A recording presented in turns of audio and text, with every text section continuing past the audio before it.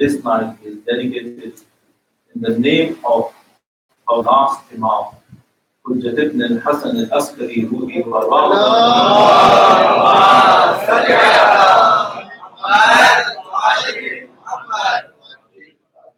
In this sense, we are one of the most blessed nations of humanity. That we have this religion and we are living under the age of this Imam, who is titled as Warisul Anbiya. So all the messages of prophets, all of their guidance, and inshallah, their achievements will be summarized in the achievement which will be done, and inshallah, we will see that after his reappearance. So once again, to pray Allah subhanahu wa ta'ala for his earliest reappearance. Sallu ala Muhammad wa ali Muhammad.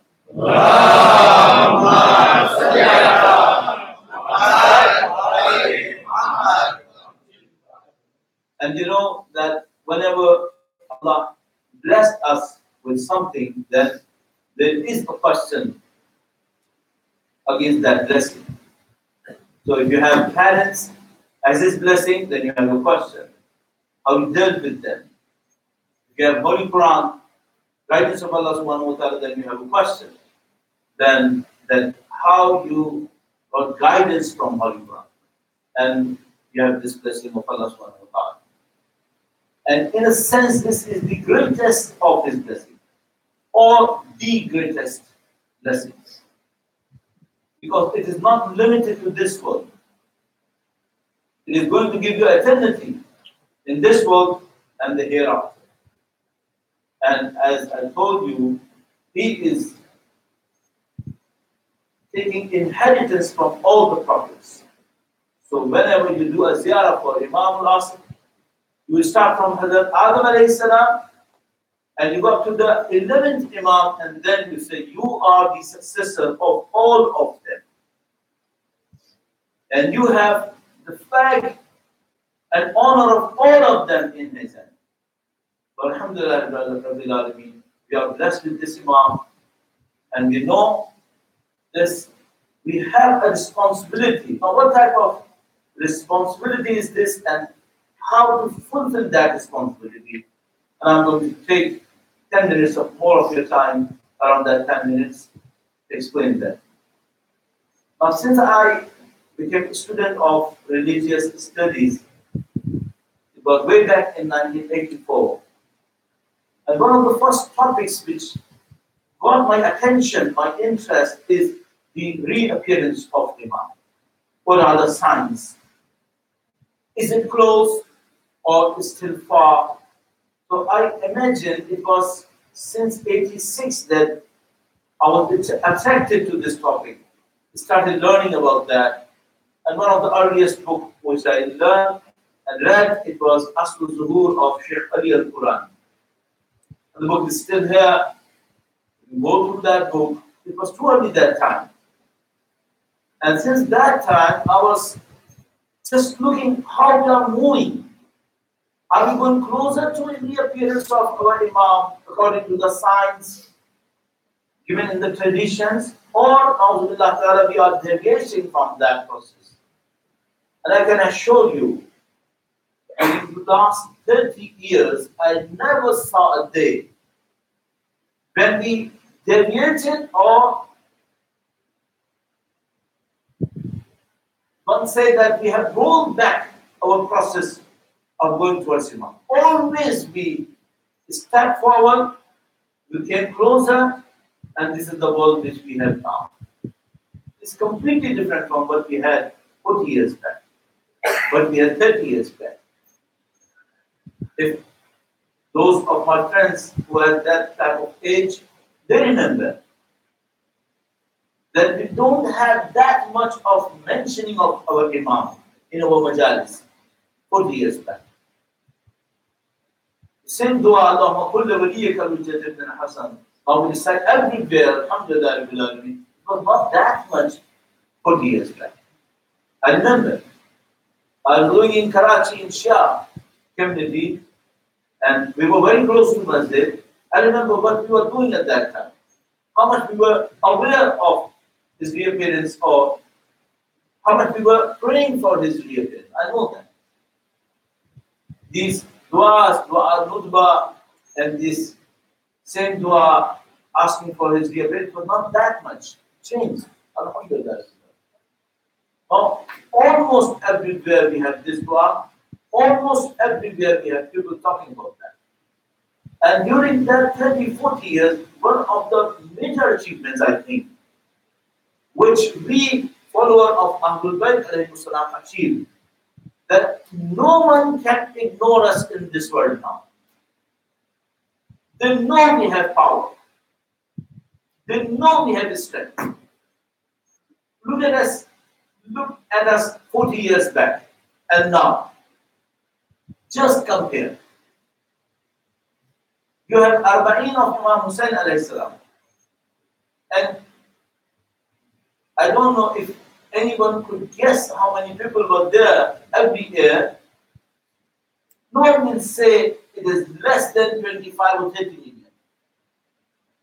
They normally say it is more than 25 million. Now, could you imagine that many people would come around Karbala 30 years back? It was never been in our mind that this thing we are going to see in our world. It happened. And I can assure you that everywhere in this world, people of religion are retreating except one community, which is Shia. It looks that it is now their time of reliving another life. They are getting strength. You are part of it. Alhamdulillah. Had you been 100 years back, it was very difficult for people like us to say that be ready for your Imam. But it is now very easy for us. Everybody is talking about him. And look at those countries. Alhamdulillah.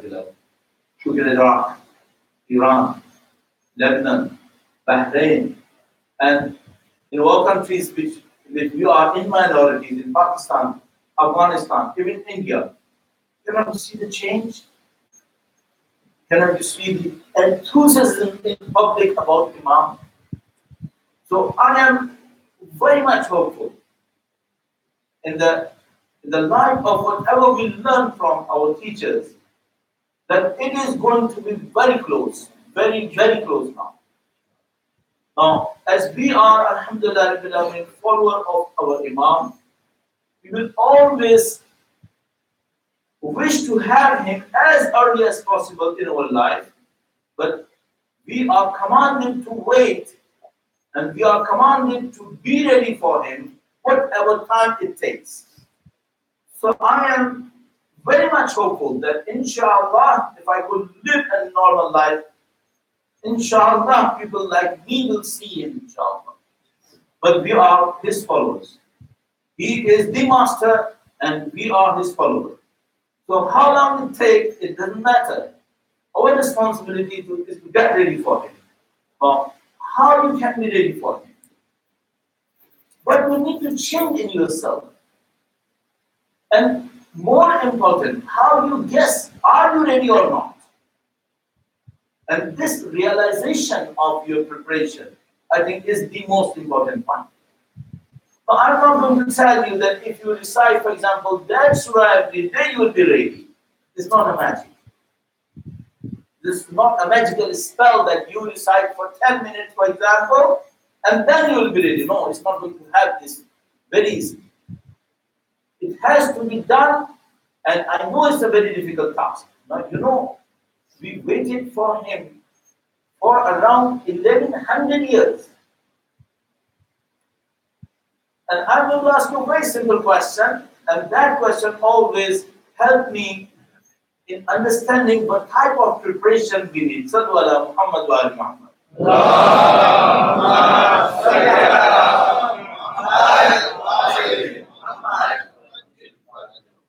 A bit difficult to imagine, but please help me and follow this path. If someone tells you that Imam will have an army, you know that, and you know that it will not be a very small army, it will be a very big army, thousands of people will be there, if not hundreds of thousands. But if I tell you that I know, and I never felt that, but just assumption. If I tell you that someone in the army of Imam will not be a very good person, if I tell you that someone in the army of Imam, na'uzubillah, he will tell lie, he will miss his prayer, he will deceive people, are you going to accept that from me? You're not going to accept it. Why? Because you will say that we waited for 1100 years, not for a deceiver, not for a liar, not for someone who, na'uzubillah, never performs his duties. His army will be the group of most purified people. And that is what we waited for 1100 years. We never waited for preparation in the personality of our Imam alayhi salam. It was always perfect. What we waited for? We waited for his ansar, for those who are going to help him. Not the enemies actually, the friends, the followers. So what type of follower we were waiting for? Are we waiting for a lion or were we waiting for someone who would deceive people? Or we're waiting for someone who never performs his duties? I know you're not going to accept it. And you know that this army of people which Imam will have, and that army is going to help him, these guys will be the most purified people on earth. I'm going to ask you one question. What is your assumption about yourself? I am not going to put on you, I'm going to put myself on the question. Will I be in that army or not? Honestly speaking. So in this night, and one of the greatest nights of the year, I can sit alone, ask myself a question. And I'm truly wanting me to do this in my life every night, especially in this night. Okay, I'm a Maulvi. People think that I am a student of religion. I've done that much traveling. I've spoken that many places, that many speeches, always on the net. But I ask myself one question. Am I ready, or will I be accepted in his army or not? Is my character enough for that army? Is my qualification enough for that army? And I'm requesting you to do the same question with yourself. Have you qualified for that or not? That is the bottom line of every question. Are you qualified enough or not? And if by the honest of your decisions or verdicts you say that yes, I am qualified enough, I will congratulate you. You achieve what you have to achieve. But if you think, or if I think that, okay, I am very close to be qualified, but I have some things to resolve before his reappearance, then this is the right mind. Sit with yourself, ask yourself, am I qualified or not? And if you find that, okay, close to be qualified, but I have 2-3 problems that need to be solved, then my dear friend, my dear brother, and my dear sisters, what are you waiting for? You're praying, you're asking Allah to send him as early as possible. You have traditions that don't say in, for example, 2 months, 3 months. No. Tell Allah this time, right now, not tomorrow, tonight, and right now. What are you waiting for? Resolve these problems. So first thing, judge yourself, ask yourself, am I qualified or not? And if you see some problems, there are some problems which you think that can be a problem in my entrance to that army, then I will ask you, don't wait for anything. Your duty is to solve these issues. So if I think that without having good namaz, without having good prayer, I can't be qualified for his army, then improve your prayers.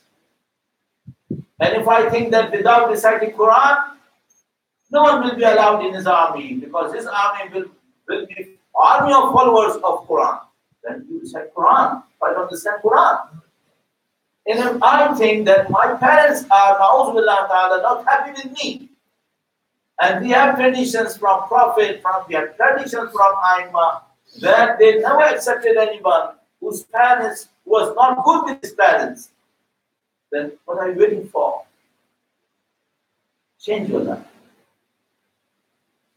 This is the task which millions of most pious people waited for.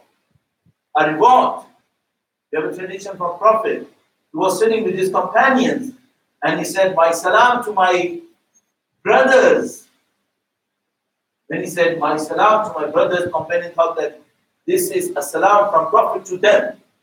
So they said, wa alaikum salam. The Holy Prophet said, my salam to my brothers. So they realized that it is not for them. They kept silence. Then again Prophet said, my salam to my brothers. And they said, Holy Prophet, whom these brothers are? Are not we those brothers? Prophet said, no. They said, how is it possible? We fought Badr. We fought Uhud. We were with you in Khandaq.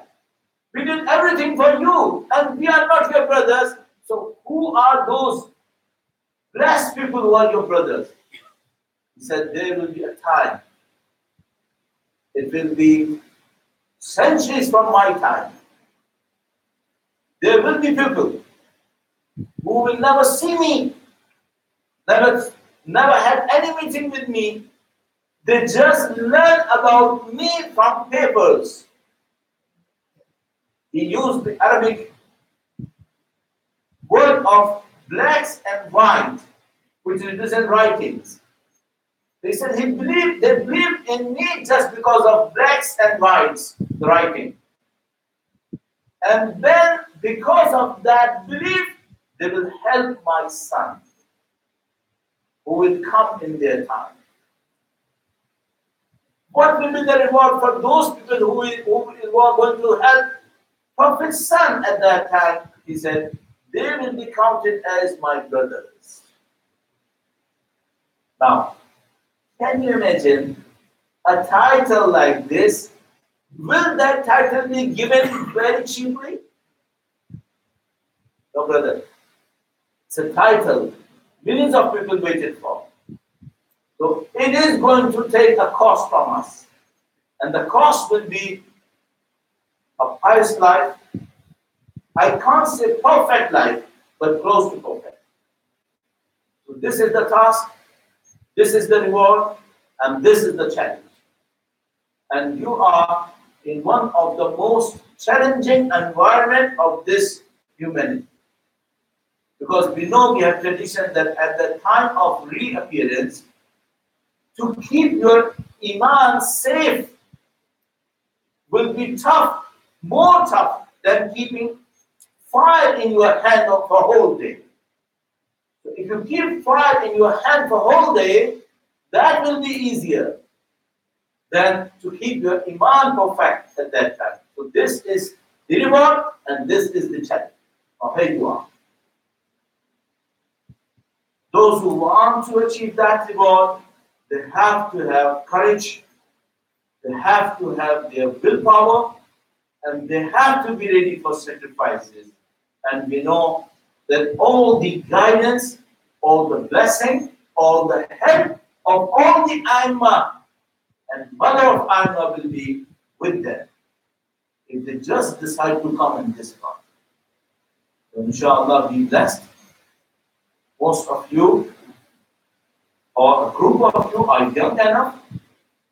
I am not sure about myself, how long a person like me will live. But looking at youth, looking at those who are young in age and those energetic faces, I just imagine if one of us could be fortunate enough to be in that army, that will be a blessing for us. And I don't know. We have children here. Once I was in Karachi, there was a group of children, around 200, 300 people were there, and we did a camp for 1 month. After that month, all the teachers were tired, and they were thinking, what we got after 1 month? I said, just imagine, if one of those children could become a companion of our Imam, isn't it enough for your hard work? So inshallah, we are going to see this. And inshallah, Allah will bless us with His guidance, with His reappearance. Wherever you are, you will be allowed to join Him. Just be ready and try to change yourself as much as possible to the right path. Fight with your, I can't say mistakes, but inshallah, whatever you felt that this is a deficiency in myself, fight it. And then inshallah, with improvement, Allah will bless us to have His guidance. And inshallah, finally, our life should be spent in His path. And the honor of being His companion, inshallah. To achieve all these objectives, sallu ala Muhammad wa ali Muhammad.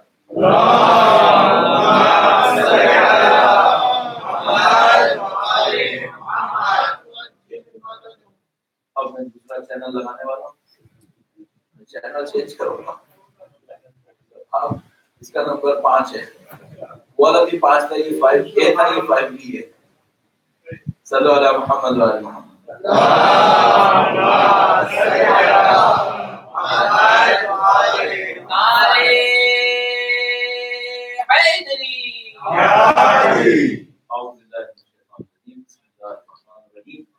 الحمد للہ رب العالمین والصلاة والسلام علی سید الانبیاء والمرسلین حبیب الہ العالمین ابی القاسم محمد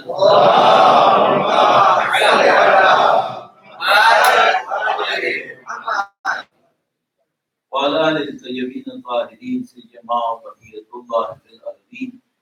قال اللہ تعالی فی کتابہ الکریم بسم اللہ الرحمن الرحیم ونريد ان نمن على الذین استضعفوا في الارض ونجعلهم ائمة ونجعلهم الوارثين. ایک بار پھر درود بھیجے گا محمد و آل محمد.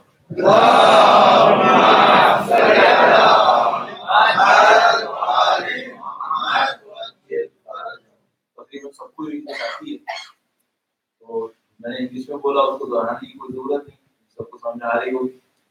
تو اب میں کیا کرتا ہوں کہ اسی میں ایڈیشن کرتے ہوئے تھوڑا سا آگے جانے کی کوشش کرتا ہوں، لیکن ایک صرف سمری کے طور پر. جو آخری 30-40 سال تھی، بہت عجیب سال، بہت عجیب مدت تھی. اہل بیت کے چاہنے والوں نے آخری 30-40 سال میں جو کچھ حاصل کیا ہے، اس کے لیے کئی 100 سال تیاری کی، بہت سال تیاری ہوئی تھی. اور مثال کے طور پر بس اسٹارٹ کرنے کی خاطر کہہ رہا ہوں کہ آج مثال کے طور پر آپ سب لوگ تقریباً آیت اللہ العظمیٰ بہجت کا نام جانتے ہیں، تقریباً سبھی جانتے ہیں. اچھا، سب جانتے ہو، بہت بڑے عارف تھے، سب جانتے ہیں. وہ اہل بیت اطہار علیہ السلام کی شاگردی میں نہیں، کام کن مقامات میں پہنچے.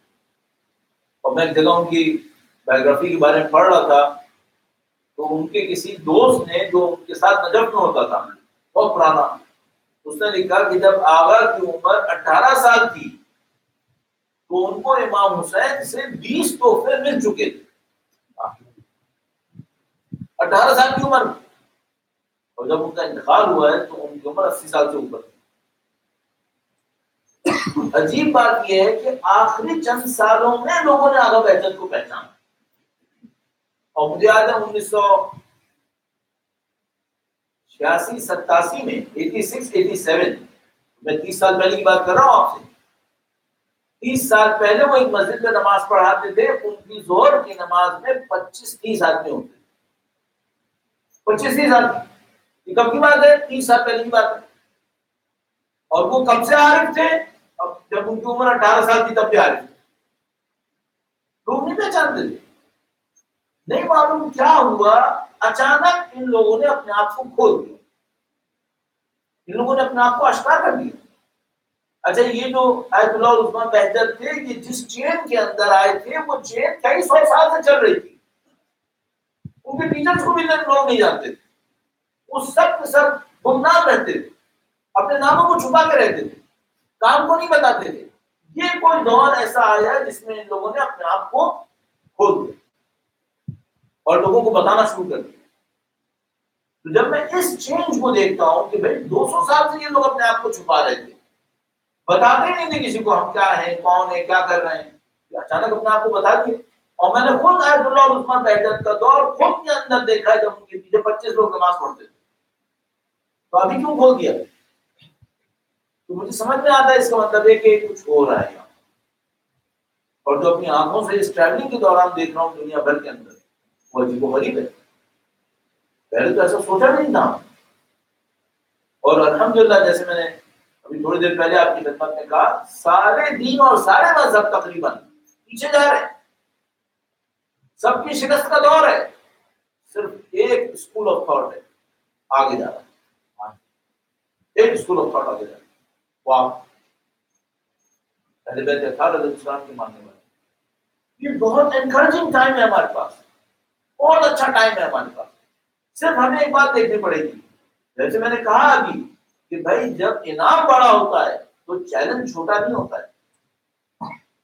آپ کا بچہ مثال کے طور پر فرض کرو کلاس 1 میں ہے, کلاس 2 میں ہے, کلاس 3 میں ہے, لیکن جب وہ ماسٹرز کر رہا ہوتا ہے, پی ایچ ڈی کر رہا ہوتا ہے, بات ایک جیسی نہیں ہوتی.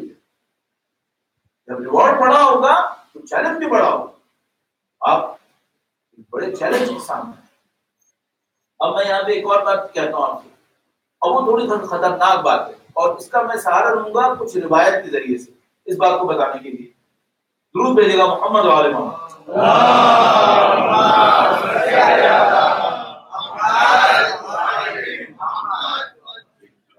آج کی رات بہت اہم بات ہے, اور مجھے اعمال کے بارے میں بھی چند جملے کہنے ہیں, اور ایک دو باتوں کے بارے میں اور بھی کہنا ہے, اور اتنی ڈھیر ساری چیزیں دماغ میں آ رہی ہیں, اور ظاہر ہے کہ میں نہیں چاہتا کہ آپ کو بہت زیادہ ٹائم ملوں, تو میں اس کو تھوڑا سا سمرائز کرتا ہوں.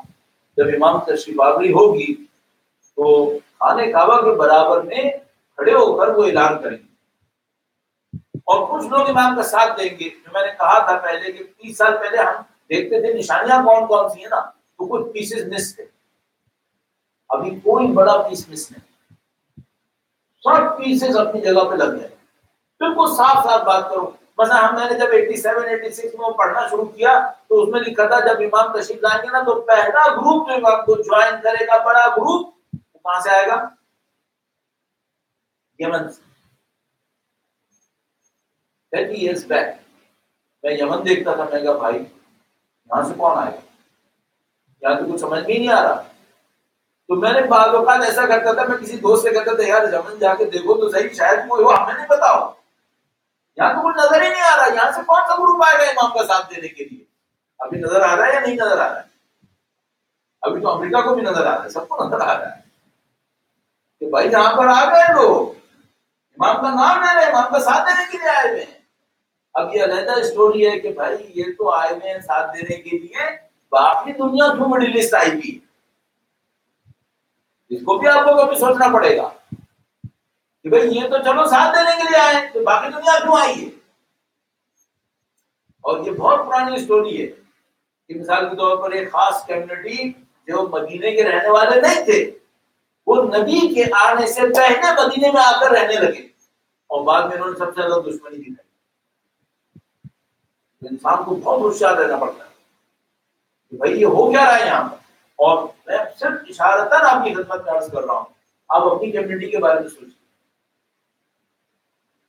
ہم لوگ تھوڑا بہت جو ہسٹری پڑھنے والے ہوتے ہیں, ہمارے لیے 100 200 سال کوئی بڑی چیز نہیں ہوتی, کیونکہ ہسٹری تو بہت لمبی ہے.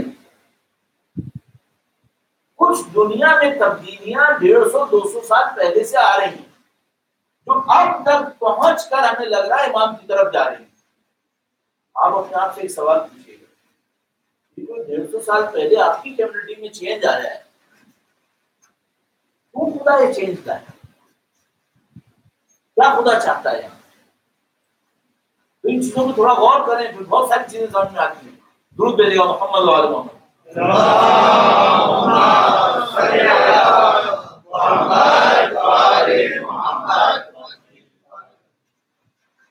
جب میں کوئی سینسیٹیو بات کرتا ہوں نا تو مائک میں شیطان آ جاتا ہے. مائک پھر دوبارہ آتے ہیں. ایک بار پھر درود بھیجے گا محمد و آل محمد.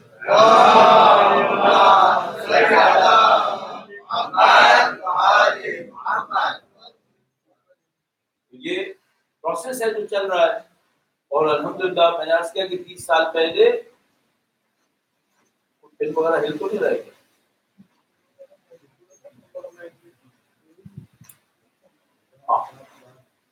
ایک بار پھر درود بھیجے گا محمد و آل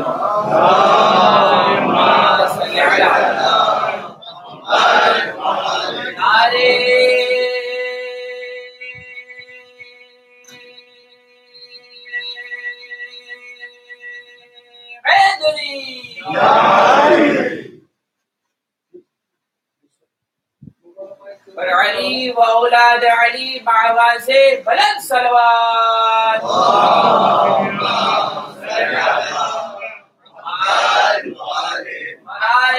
خوشنودی پنجتن پاک معواز بلند صلوات.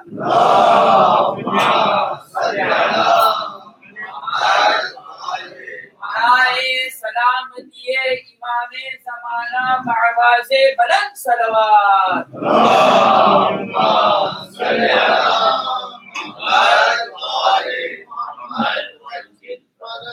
الحمدللہ. درود بھیجے گا محمد و آل محمد.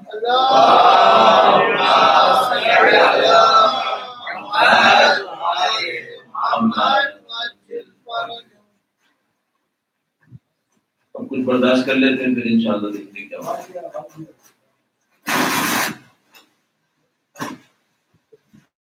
ریزیڈنٹ ہو گیا لگ رہا ہے. ایک بار پھر درود بھیجے گا محمد و آل محمد.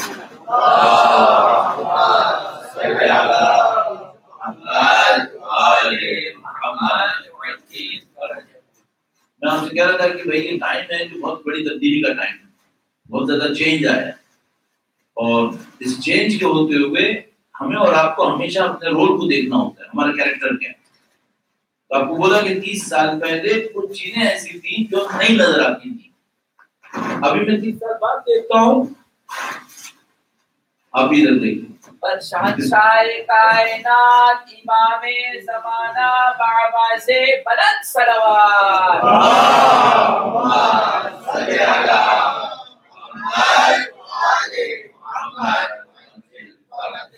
اور وہ مسنگ پارٹ نظر نہیں آتے. اب لگ رہا ہے کہ اسٹیج پورا تیار ہو گیا. اب صرف آپ کو اور مجھے دیکھنا پڑ رہا ہے کہ دنیا میں بہت سارے لوگ تیار ہو گئے. میں تیار ہوا ہوں یا نہیں ہوا، کوشچن یہاں پر. اچھا فرض کرو جو لوگ ہم لوگ سے لوگ پوچھتے ہیں مولا کی جو آنے کی نشانیاں ہیں وہ پوری ہو گئی ہیں، تو میں ان سے کہتا ہوں چلو فرض کرو ساری پوری ہوگی. آج ابھی امام تشریف لے آئے، اگر میں تیار نہیں تھا تو فائدہ ہوگا یا نہیں ہوگا؟ مجھے کوئی فائدہ نہیں ہوگا. اچھا اگر میں تیار تھا اور امام نہیں آئے، اعوذ باللہ، دیر سے آئے، میں مر گیا اور امام تشریف لائے، تو مجھے نقصان ہوگا کوئی؟ نہیں، کوئی نقصان نہیں. تو یہ امپورٹنٹ نہیں ہے کہ وہ آج آئیں گے یا ایک سال بعد آئیں گے. امپورٹنٹ یہ میں کب تیار ہوں گا، یہ امپورٹنٹ ہے. آپ اپنی تیاری پکڑو. اور دوسری بات یہ کہ میں نے کہنے کی پہلے بھی کوشش کی، دوبارہ عرض کر رہا ہوں، لیکن بھائی ہم لوگ مالک نہیں ہیں، ہم لوگ نوکر ہیں. مالک کہہ دیتا ہے گھر تیار کرو میں آؤں گا، تو مالک کا کام ہے جب آنا چاہے آتا ہے. غلام کا کام کیا ہے؟ نوکر کا کام ہے تیاری کرے. وہ مالک ہیں، انہوں نے ہم سے کہا ہم آئیں گے، تم تیاری کرو. بھائی تو تم تیاری کرو، ختم ہو گیا معاملہ. تم نے سکھا کام وہ آ جائے گا کل ہے. مالک ہے وہ. ہاں دل کی خواہش کیا ہے؟ دل کی خواہش ہے کہ مولا آج تشریف ہے، ابھی تشریف ہے. اچھا آپ تیاری کیا کریں؟ یہ بھی مسئلہ ہے. بھائی ہم لوگ جب کہتے ہیں تیاری کرو تو مذہب کوئی سمجھتا ہے کہ مولانا مجھ سے کہہ رہے ہیں کہ صبح کو ایک دعا پڑھ لیا کرو 5 منٹ کے لیے معاملہ ختم۔ اگر یہ 5 منٹ پہ معاملہ ختم ہوتا نا تو 1100 سال ویٹ کرنے کی ضرورت نہیں تھی۔ 5 منٹ دینے والے پہلے بھی بہت آئے۔ کیا چاہیے؟ اب عید کی رات ہے تو ایک ذرا سا مذاق کا حصہ بھی ڈال دوں، بھائی میرا تھوڑا سا وزن بڑھا ہوا ہے، صحیح ہے؟ تو میں ایک ڈاکٹر کے پاس گیا، میں نے اس سے کہا کہ یار یہ چند کلو میرا بڑھا ہوا ہے، اس کو کم کرنا ہے، تو کوئی سادہ سا نسخہ بتا۔ کہنے کا مولانا سادہ سا نسخہ نہیں ہے، پورا لائف اسٹائل چینج کرنا پڑے گا۔ تو میں نے اس کو کہا چند کلو کم کرنے کے لیے لائف اسٹائل چینج کرو پورا؟ کہنے کا نہیں کرو گے نا تو یہ کبھی ختم نہیں ہوگا، صحیح ہے؟ اب میں ایک جملہ پوچھتا ہوں، امام کا ساتھ دینے کے لیے 5 منٹ ہے، چند کلو ویٹ کم کرنے کے لیے تو لائف اسٹائل چینج کرنا پڑتا ہے، اور امام کا ساتھ دینے کے لیے۔ اب ایک آدمی کہہ رہا ہے میرا جو گناہ کا دل چاہتا ہے میں کروں گا، میں یہ غلط کام دل چاہتا ہے کروں گا، یہ غلط کام مجھے پسند ہے میں کروں گا، یہ میرے ابا نے کہا تھا، یہ میں نے کہا تھا، یہ میرے دوست نے کہا تھا، یہ میری وائف نے کہا تھا، سب کروں گا، اور میں امام کا بھی ساتھ دوں گا۔ تو بیٹا کیسے ساتھ ہوگا؟ اگر کسی نے واقعہ امام کا ساتھ دینا ہے اس کو ڈیڈیکیٹ کرنا پڑے گا اپنے آپ، اس کو اپنا لائف اسٹائل امام کے لیے ڈھالنا پڑے گا۔ تو کیا کریں؟ ایک جملہ آپ سے عرض کروں گا، مفید اور مختصر۔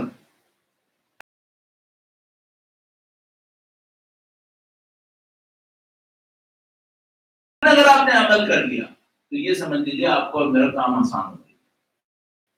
اور مجھے ابھی تک کوئی بندہ نہیں ملا، اتنے میں نے دوستوں کے سامنے یہ باتیں کہی ہیں جو مجھ سے کہے کہ مولانا یہ بات پریکٹیکل نہیں ہے۔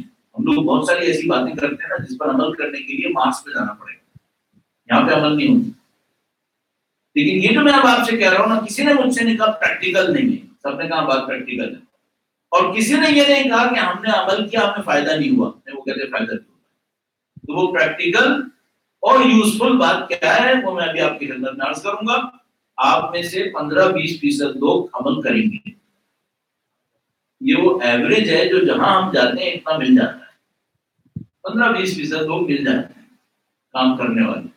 تو آپ میں سے 15-20% لوگ ایسے ہوں گے جو بات پہ عمل کریں گے، باقی لوگ کیا ہوں گے؟ باقی کو اللہ ثواب دے گا انشاءاللہ۔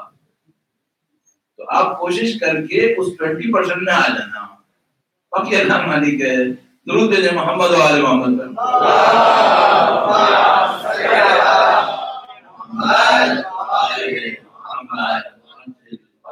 انشاءاللہ یہاں زیادہ ہوگا انشاءاللہ۔ جملہ کیا ہے؟ تھوڑا سا ایک کہانی ہے اس کے پیچھے، تھوڑا سا وقت دیکھو کہانی بھی سنا دیتا ہوں، چل دیتے ہیں۔ میں ایک جگہ گیا، وہاں پر مجلس پڑھنی، میں نے مجلس پڑھی، اس کے بعد وہاں پہ دسترخوان تھا تبرک کے لیے، نظر نیاز، میں اس پہ بیٹھا ہوا تھا۔ ایک آدمی میرے پاس آیا اور اس نے آ کر مجھ سے کہا کہ مولانا مجھے بہت جلدی میں جانا ہے، بہت جلدی میں، آپ سے ایک سوال پوچھوں گا، جلدی سے جواب دو، مجھے جانا ہے، میری ڈیوٹی ہے رات کی۔ میں نے کہا بتاؤ۔ کتنا رحم کیا تم نے، اللہ جل خیر، بہت اچھا کام کیا۔ ابھی ڈفرینس فیل ہوا؟ یہ ہم لوگوں کے ساتھ زندگی میں ہوتا ہے، ہمیں کوئی چیز پریشان کر رہی ہوتی ہے، ہمیں پتہ نہیں ہوتا کہ کیا پریشان کر رہا ہے۔ اب میں ایک بات کہوں گا، ہمارا خدا سے کنیکشن نہیں ہونا یہ وہ نان سینس ہے جس کا ہمیں پتہ بھی نہیں ہوتا کہ کمی کیا ہے۔ لوگ کیوں پریشان کر رہے ہیں اندر؟ لوگ سمجھ رہے ہیں پیسہ آئے گا تو سب صحیح ہو جائے گا، جب بچے بڑے ہوں گے سب صحیح ہو جائے گا، جب یہ مل گیا تو نہیں ہوگا صحیح، کس سے صحیح ہوگا؟ تو خدا نے کنیکشن پہ خلق کیا، کنیکشن کریٹ ہو، اس کے علاوہ صحیح نہیں ہوگا، یہ ایسے ہی ہوگا۔ لیکن جب کنیکشن ملتا ہے تو انسان کو پتا چلتا ہے او میں کیا مس کر رہا تھا۔ یہ ہوتا ہے انسان کے ساتھ، اپنا کنیکشن بڑھاؤ، ڈیلی روٹین کے اندر کنیکشن ہے، 10 منٹ 5 منٹ خدا سے بات کرو۔ میں پوائنٹ سے پہلے مین پوائنٹ لے آیا، کیا کرو؟ چند منٹ اللہ سے اپنی زبان میں گفتگو کرو، بات کرو۔ بھائی جیسے میں اپنے دوستوں سے بات کرتا ہوں، میں نہیں کرتا، تو خدا سے بات بھی نہیں کرتا. خدا تو بات کرنا پسند کرتا ہے. خود کہتا ہے مجھے پکارو، ادعونی استجب لکم، مجھے پکارو. فرماتا ہے نبی ان لوگوں سے کہتے ہیں اذا سألک عبادی عنی انی قریب اجیب دعوت الداعی اذا دعان. نبی ان کو بولتے جب بھی میرا بندہ میرے بارے میں کچھ پوچھے تو انہیں بولتے ہیں میں قریب، میں جواب دوں گا جب بھی کوئی مجھے پکارے. اچھا جب میں آپ سے کہوں نا میرے جیسا آدمی کوئی کہ بھائی میں ہمیشہ 4 بجے آؤں گا، تو اس بات میں ممکن ہے کہ 4 بجے نہ آؤں، 4:10 پہ آؤں، لیکن اگر خدا کہتا ہے یہ کروں گا تو کوئی راستہ نہیں، پھر وہ یہی کرے گا. اور اس نے کہا جب بھی کوئی مجھے پکارے گا میں جواب دوں گا. اس کا مطلب ہے نو ایکسیپشن، جواب دے گا آپ پکارو. یہ تو سائڈ میں ایک پوائنٹ تھا جو بیچ میں آ گیا، لیکن بہت امپورٹنٹ پوائنٹ ہے. ہر روز خدا سے ڈائلاگ کرو، گفتگو کرو. البتہ ڈائلاگ کہتے ہیں دو طرف کو. شروع میں شاید ڈائلاگ نہیں ہوگا، بعد میں ڈائلاگ شروع ہو جائے، بعد میں دو طرف سے شروع ہو جائے. اور یہ جو انبیاء اکیلے میں کھڑے ہو کر 2 گھنٹے 3 گھنٹے نمازیں پڑھتے تھے، یہ ون سائڈڈ تھا یا 2 سائڈڈ تھا؟ ون سائڈڈ نہیں ہو سکتا یہ 3 گھنٹے 4 گھنٹے. یہ 2 سائڈڈ ہوتا ہے، یہ ڈائلاگ ہوتا ہے، یہ مونولاگ نہیں ہوتا. ہم لوگ مونولاگ والے ہیں، نیچے سے بولتے رہتے ہیں کچھ سمجھ میں نہیں آتا اوپر سے کیا ہوگا. لیکن تھوڑا محنت کریں ڈائلاگ ہوگا تو کنیکشن بنا. ایک بات ہو گئی. دوسری بات وہ پوائنٹ تھا، وہ بندہ آیا میرے پاس کہنے کا مولانا مجھے ایک سوال کرنا ہے، جلدی سے بتاؤ میری شفٹ ہے مجھے جانا ہے. میں نے کہا اچھا ٹھیک ہے. تبھی وہ بیٹھا بھی نہیں نا، ایسی برابر میں جھکا ہوا تھا. تو مجھ سے کہنے کا مولانا جلدی سے جواب بتانا یہ معرفت امام کیا ہوتا ہے، مجھے جانا ہے. پہلے میں نے سوچا اس کو بولوں کہ بھائی یہ معرفت امام چھوٹا سوال نہیں ہے، یہ بہت بڑا سوال ہے. آپ چلے جاؤ کل سکون سے آنا. میں نے پہلے ہی سوچا، پھر میں دماغ میں کہا یار کیا پتا میں زندہ ہوں، یہ زندہ ہے، کل نہیں آیا پھر کیا ہو. ابھی جو پوچھ رہا ہے کچھ بول دو. تو پھر میں نے خدا سے کہا خدا مجھے تو نہیں پتا اس کو میں 1 سیکنڈ میں کیا بولوں. مجھے کچھ سکھا تھا کہ میں بولوں، میرے پسند میں تو نہیں ہے کوئی چیز. اچانک میرے ذہن میں ایک جملہ ہے تو میرے دماغ میں آیا میں اس کو یہی بول دیتا ہوں. میں نے اس کو بول دیا، بہت خوش ہوا، مولانا بہت اچھا ہے. وہ چلا گیا. جب چلا گیا تو میرے دماغ میں آیا کہ بھائی یہ تو میرے دماغ میں آئے کہیں ایسا نہیں شیطان نے ڈال دیا گڑبڑ ہو گئی، غلط جملہ ہو. اس کی بات ریویو کرنا چاہیے، بات صحیح کہی ہے غلط کہی، پھر اس کو بلاؤں گا اگر میں نے غلط کہا ہے. پھر میں نے دیکھا نہیں بات صحیح، بات اچھی ہے. پھر میں رات کو گیا اس کے اوپر اور غور کیا، دیکھا نہیں بات صحیح، بات صحیح. پھر میں نے سوچا کہ یہ بات اتنی صحیح ہے تو میں بھی اس کے اوپر پریکٹس کروں گا. تو مجھے لگا ہاں اگر میں پریکٹس کروں گا تو میری لائف چینج ہو جائے گی اور پازیٹیو چینج آئے گا میرے. پھر میں نے اس کے اوپر کوشش کی. میں آپ کے ساتھ شیئر کر رہا ہوں. اس رات کی برکت میں انشاءاللہ اللہ تاثیر بھی ڈال دے اور مجھے اور آپ کو عمل کرنے کی سعادت بھی دے دے انشاءاللہ. ایک بار پھر امام کی نظر لطف کو حاصل کریں. امام سب کو دیکھتے ہیں، کوئی چیز امام سے چھپی ہوئی نہیں ہوتی، لیکن ایک اسپیشل بلیسنگ ہوتی ہے امام کی طرف سے. جیسے آپ مثال کے طور پر اپنی ماں کے سامنے ہمیشہ جاتے ہیں، آپ کی ماں بھی دیکھتی ہے، آپ بھی دیکھتے ہیں مثال کے طور پر، لیکن کبھی وہ ماں دعا دے رہی ہوتی ہے تو ہم اس کو کہتے ہیں نظر لطف. تو امام سب کو دیکھتے ہیں لیکن کچھ لوگوں کو نظر لطف سے دیکھتے ہیں. تو ہم چاہتے ہیں انشاءاللہ اس محفل کو امام آج کی شب نظر لطف سے دیکھیں. امام کی نظر لطف کو حاصل کرنے کے لیے درود بھیجیں محمد و آل محمد.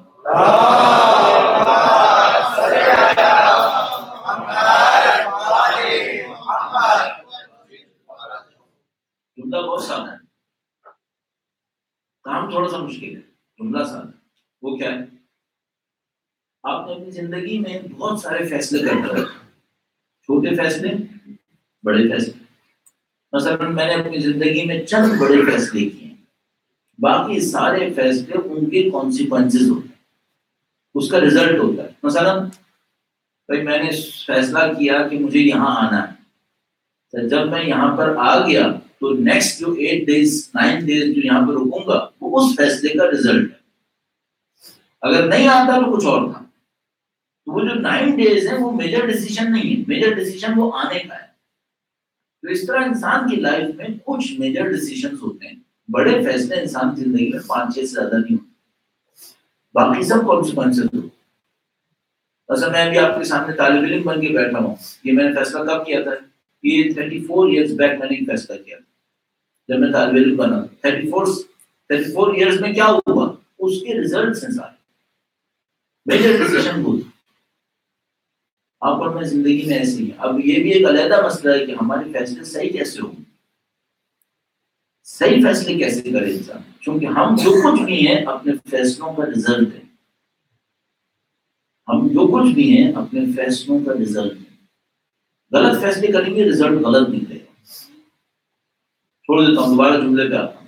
تو آپ اپنی زندگی میں فیصلے کرتے ہیں, کچھ بڑے فیصلے کرتے ہیں زندگی میں 4-5, کچھ چھوٹے چھوٹے فیصلے کرتے ہیں. مثلا ابھی ایک فیصلہ کریں گے آج رات سونا کتنے بجے, پھر صبح کو اٹھنا کتنے بجے, فیصلے. کتنے بجے کھانا ہے, کتنے بجے جانا ہے, کتنے بجے آنا ہے, سب فیصلے ہیں. تو آپ ایک کام کریں, اللہ مدد دے گا انشاءاللہ. جب بھی کوئی فیصلہ کریں, چاہے چھوٹا چاہے بڑا, اپنے آپ سے ایک بات پوچھیے گا, اس کام سے امام خوش ہوں گے؟ جب بھی کوئی فیصلہ کرنے لو, چھوٹا فیصلہ یا بڑا فیصلہ. مثلا چھوٹا فیصلہ کیا, کتنے بجے سونا ہے, پوچھو اپنے امام سے, کتنے بجے سوؤں تو امام خوش ہوں. اور کیا فیصلہ ہے, مثلا ابھی سب لوگ جائیں گے, زیادہ تر لوگوں کو ایک عادت ہے, جیسے وہ گھر جاتے ہیں ٹی وی آن کرتے ہیں, ٹی وی آن کریں گے, دیکھنا شروع کریں گے. اپنے آپ سے ایک سوال پوچھو, یہ جو میں دیکھوں گا اس سے امام خوش ہوں؟ اگر آپ کا ذہن, دل, عربی میں ہم کہتے ہیں قلب, اور قلب یہ ہرٹ نہیں ہے, پمپنگ اسٹیشن قلب نہیں ہوتا, قلب کچھ اور ہوتا. کل میں نے اشارہ کیا, قلب کچھ اور. آپ اپنے دل سے پوچھیں امام خوش ہوں گے, اور آپ کا دل کہے ہاں امام بہت خوش ہوں, کرو, ضرور کرو, کیونکہ آپ نے کر کے اپنے امام کو خوش کر لیا. اور امام کون ہے؟ وہ ہے جس سے اللہ کی ساری برکتیں اس کے وسیلے سے نازل ہو رہی ہیں. اچھا, اگر آپ کا دل یہ کہے اس کام سے امام خوش نہیں ہوں گے, اب آپ کو کرنا چاہیے یا نہیں کرنا چاہیے؟ میں اس کو اتنی سادگی سے نہیں جانے دوں گا. میں ایک اور بات سوچتا ہوں, ایک مثال دیتا ہوں, درود بھیجے گا محمد و آل محمد.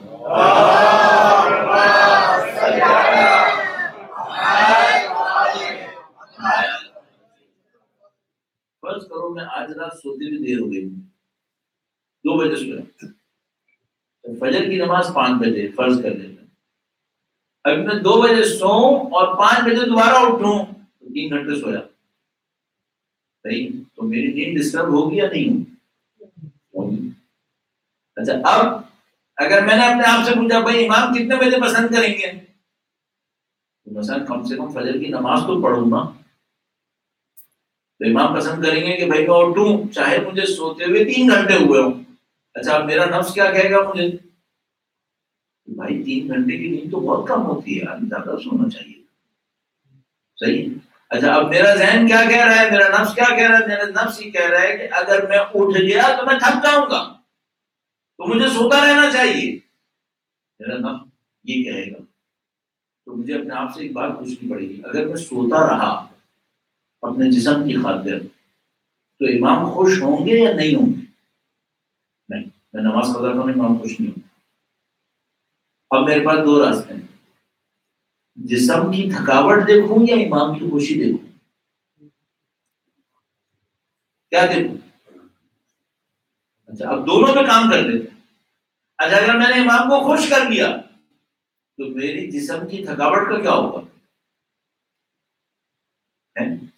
اور اگر میں نے جسم کو صحیح کر لیا, فریش کر لیا, اور امام ناراض ہوئے تو کیا ہوگا؟ میں اپنے آپ سے ایک بات پوچھوں گا کہ بھائی جو اللہ نے امام بنایا ہے یہ میری جسم کی تھکاوٹ کا علاج کر سکتا ہے یا نہیں کر سکتا؟ لے گا کہیں اور سے کر دے گا. لیکن اگر میں نے امام کو ناراض کر دیا تو میرے جسم کو آرام ملے گا یا نہیں ملے گا؟ اب میں گارنٹی سے بول رہا ہوں کبھی نہیں ملے گا، کبھی نہیں ملے گا. امام کو ناراض کر کے کچھ نہیں ملے گا سوائے گھاٹے کے، کچھ نہیں ملے گا. اگر آپ کو اور مجھے یہ یقین ہو گیا کہ امام کو ناراض کر کے کچھ نہیں ملتا ہے تو ہم جسم کی خاطر امام کو ناراض نہیں کریں. مثلا میں ٹیلی ویژن کے اوپر ایک چیز دیکھ رہا ہوں، نعوذ باللہ چیز اچھی نہیں ہے، ابھی میرا دل کہہ رہا ہے میں دیکھوں گا نا تو بڑا مزہ آئے گا، اور میرا دوسری طرف سے ضمیر یہ کہہ رہا ہے کہ بیٹا تمہیں تو شاید مزہ آئے گا لیکن امام خوش نہیں ہوں. اب میں آپ سے پوچھوں گا اگر میں نے اپنے مزے کی خاطر امام کو ناراض کیا تو مجھے مزہ ملے گا یا نہیں ملے گا؟ میں گارنٹی سے کہہ رہا ہوں یہ مزہ نہیں ہوگا، یہ دھوکہ ہوگا، اس کے پیچھے بڑے نقصان اٹھانے پڑیں. کیوں؟ کائنات کس کے ہاتھ میں ہے؟ نظام کس کے ہاتھ میں؟ نظام امام کے ہاتھ میں ہے. امام کو ناراض کر کے خوشی مل سکتی ہے؟ نہیں ملتی.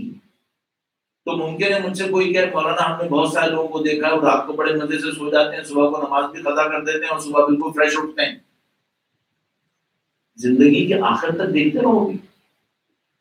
چلو زندگی کے آخر تک بھی دیکھ لو گے، زندگی کے بعد کا بھی دیکھو گے. کیا خدا نے ہمیں صرف یہاں رہنے کے لیے پیدا کیا؟ کیا یہاں کے بعد کچھ نہیں ہے؟ تو علامہ طباطبائی بڑا عجیب ایک جملہ بولتے تھے. وہ کہتے تھے خدا نے ہمیں فنا کے لیے خلق نہیں کیا ہے، بقا کے لیے خلق کیا. ہم باقی رہیں گے، اس دنیا سے چلے جائیں گے اور جگہوں میں باقی رہیں گے. تو تم نے جن لوگوں کو امام کو ناراض کر کے زندگی میں مزے لیتے دیکھا ہے، کتنے مزے لیتے دیکھا ہے، کہاں تک دیکھا ہے؟ اس دنیا سے زیادہ نہیں دیکھا. جو کانسیپٹ ہے وہ یہیں پر اپنی لائف میں امام کو خوش کرو. اور اگر آپ نے اور میں نے یہ کرنا شروع کر دیا، قسم کھانا اچھی بات نہیں، مکروہ ہو جاتی ہے، چاہے بات آپ کی نہ ہو، لیکن آپ اپنے ذہن سے سوال کرنا اگر میں نے اپنے امام کو خوش کرنا شروع کر دیا تو کیا ہوگا؟ سمجھ لو دنیا کچھ اور ہوگا. اب دنیا کچھ اور ہے.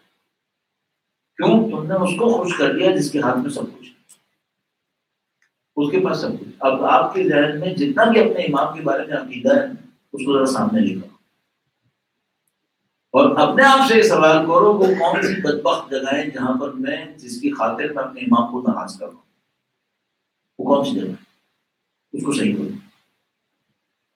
کیوں؟ ان جگہوں سے بدبختی آئے گی. اور یہ تو ہمارے سامنے مصیبت ہے نا کہ بہت ساری چیزیں ہم ساری زندگی لگا دیتے ہیں، نہیں ملتی ہمیں.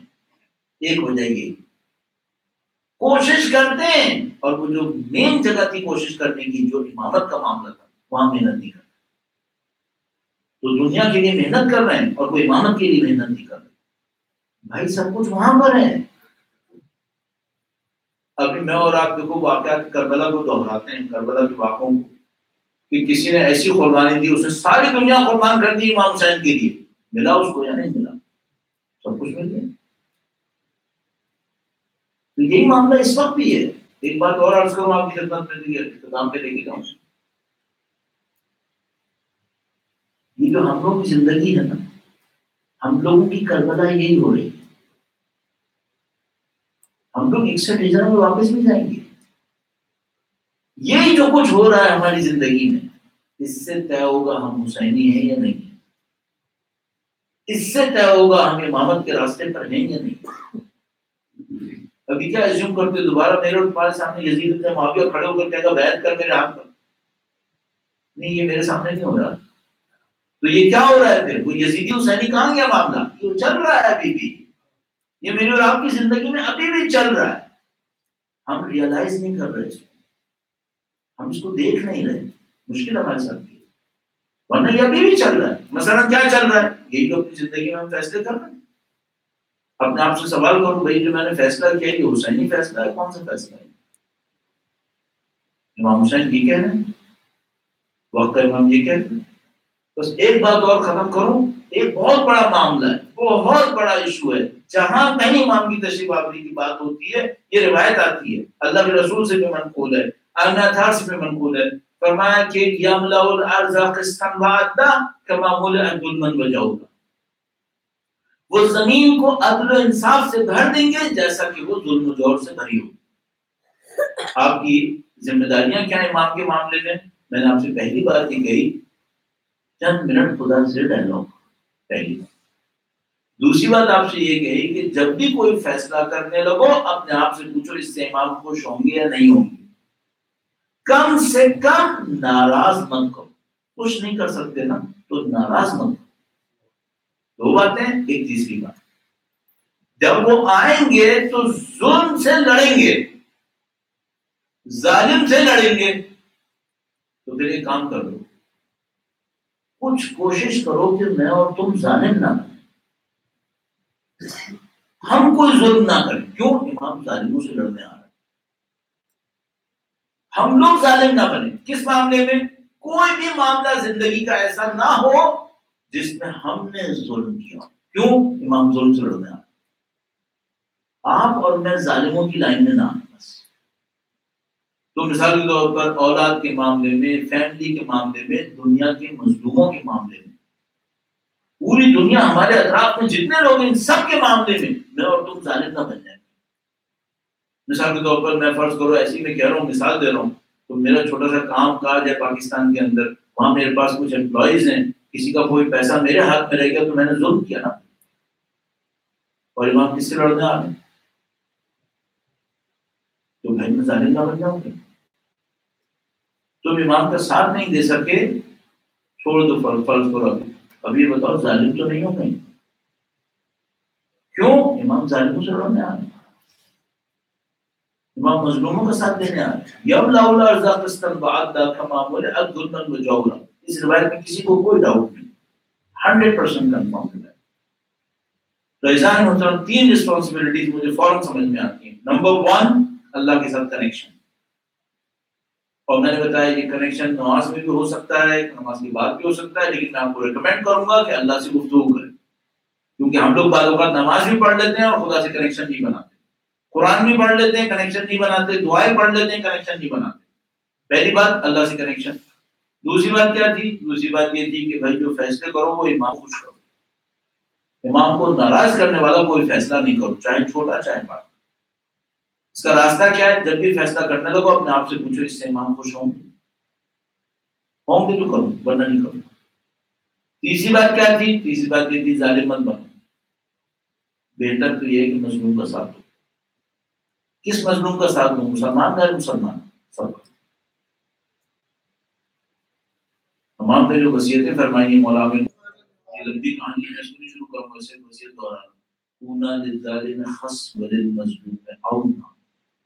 ظالم کے دشمن بن جاؤ، مظلوم کے مددگار بنو. میری اسپیشلائزیشن ایکیڈیمکس میں دو میں ہے، ایک اسلامک اسٹڈیز کے اندر ہے، اسپیشلائزیشن تو نہیں جو میں نے کیا. دوسری پولیٹیکل سائنسز میں، ایم فل پولیٹیکل سائنسز میں.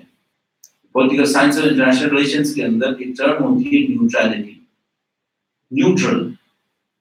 تو میں کہتا ہوں کہ امامت کی لینگویج میں، ٹرمنالوجی میں نیوٹرلزم نہیں ہے. نیوٹرل نہیں ہوتا کوئی بندہ. کیوں؟ یا حق کے ساتھ ہے یا حق کے خلاف ہے. کیوں؟ امام نے کہا کونا للظالم خصمن، ظالم کے دشمن بنو. امام نے نہیں کہا ظالم کا ساتھ نہیں دینا. جو کہتے ہیں کہ میں نیوٹرل ہوں، نہ میں نے ظالم کا ساتھ کیا نہ میں نے مظلوم کا ساتھ کیا. امام فرمایا نہیں، یہ کوئی راستہ نہیں. کونا للظالم خصمن، ظالم کے دشمن بنو. ایگزیکٹ ٹرانسلیشن میں کر رہا ہوں آپ سے، خصم دشمن ہوتا ہے. کونا للظالم خصمن. مثلا ایک آدمی مجھ سے کہ مولانا میں افریقہ کے ایک آئی لینڈ میں بیٹھا ہوں، مجھے دنیا کے کسی ظالم سے کوئی سروکار نہیں، دنیا کے کسی مظلوم سے کوئی سروکار نہیں، میرا پام ٹری لگا ہوا ہے، اس سے میں توڑتا ہوں، میں اس سے کھاتا ہوں، ختم ہو گیا. میں کہوں گا بھائی یہ اہل بیت کی وکیبلری یہ نہیں ہے. کیوں؟ انہوں نے قبول نہیں کیا یہ نیوٹرلزم ٹائپ کی چیز. انہوں نے کیا کہا؟ کونا للظالم خصما، کسی کو ڈاؤٹ ہے تو برابر دیکھ لو. وللمظلوم اونا، ظالم کے دشمن مظلوم کے دوست. تو میں کہوں میں نے مظلوم پہ ظلم نہیں کیا، امام نے یہ نہیں کہا. امام کا اس کا دوست بنو، مددگار بنو. تو میں اپنی زندگی میں ہمیشہ ایک بات چیک کرتا ہوں، میں ظالم تو نہیں، کسی مظلوم کا میں نے ساتھ دیا یا نہیں دیا.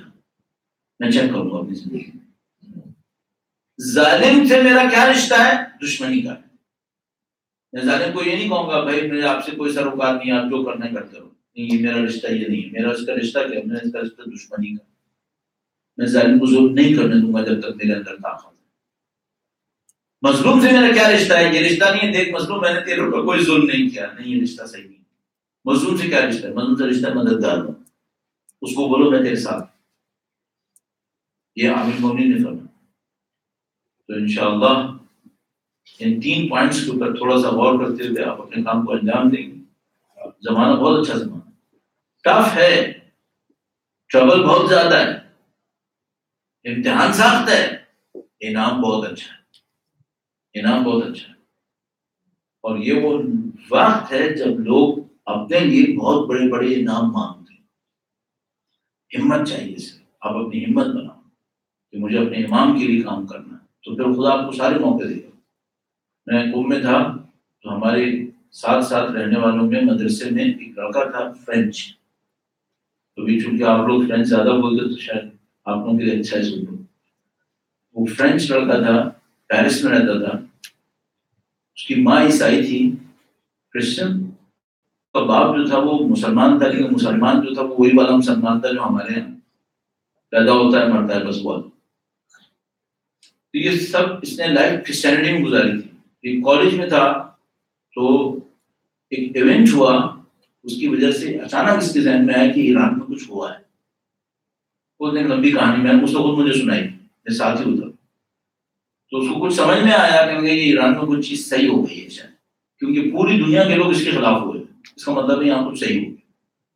تو گیا، اس نے معلوم کیا بھائی ایران میں کون لوگ ہیں. لوگوں کو بتایا بھائی مسلمان. اچھا اسے بیچارے کو کچھ پتا نہیں تھا مسلمانوں کے اندر کیا ہوتا ہے.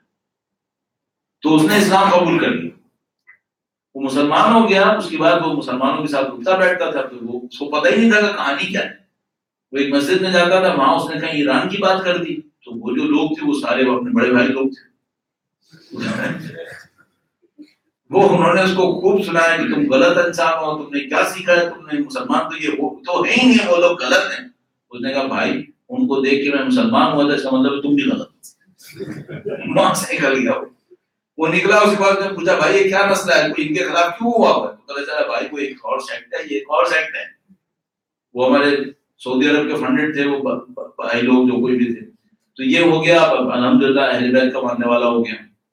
اس کے بعد یہ گھومتا رہا کہ میں کیا کروں زندگی کے اندر. تو اس نے کہا بھائی میرا کام یہ ہے کہ میں جا کر اہل بیت کی خدمت کروں. تو یہ بڑی مصیبتوں سے جھیل جھال کے یہ قوم آ گیا، طالب علم بن گیا. قوم میں طالب علم ہو گیا. ہمیں میں سے الجھتیا میں رہتا تھا ساتھ ہی. تو میری بھی اس کے ساتھ کہیں دوستی ہو گئی. جو بڑا عجیب ٹرن ہے اس کی لائف پر. 88 میں جب ایران عراق کی جنگ ہو رہی تھی تو اس زمانے میں ایک بہت سخت حملہ ہوا تھا ایران کے اوپر. یہ ڈیفینڈ کرنے کے لیے فرنٹ پہ چلا گیا، وہاں پہ شہید ہو گیا. اس کی قبر قم میں. میں ابھی پچھلے مہینے ایران گیا تھا تو اس کی قبر پہ فاتحہ پڑھنے گیا. تو میں سوچ رہا تھا یا الہی، پیرس میں کرسچن لڑکا اور دونوں اٹھا کے کہاں پہنچا دیا اس کو؟ قوم میں بہشت زہرا میں دفن کروا دیا. اور اب یہ کیا شہید ہو، کیا ٹائٹل ہے اس کا؟ شہید. اس کا مطلب کیا ہے؟ اس کا مطلب ہے آج کے زمانے میں ویکینسیز اوپن ہیں، کسی کو اپلائی کرنا ہے تو کر لیں. آج کے زمانہ بہت اچھا زمانہ ہے. تو سب چیپٹرز کھلے ہوئے ہیں، جس نے جہاں پہنچنا ہے پہنچ جائے. بس ہمت دکھو، ہمت دکھو آپ نے کہاں پہنچنا. یہ جو آپ اعمال ابھی انجام دیں گے نا، یہ کوئی میجیکل اسپیل نہیں ہے، یہ سب کنیکشن کے لیے. جتنے بھی اعمال آپ کریں گے یہ سب کنیکشن کے لیے. آپ میں کنیکشن بنا، وقت کے امام سے کنیکشن بنا، اور امام سے کہیں مولا میرا ہاتھ پکڑ لیں. مجھے کہیں لے چلیں. کیوں؟ مجھے نہیں پتا میں کہاں جاؤں گا، میں اپنے ڈیسیشن صحیح نہیں لے سکتا، آپ میرے صحیح فیصلے کروا دیں اور مجھے ادھر پہنچا دیں جہاں پر آپ خوش ہیں.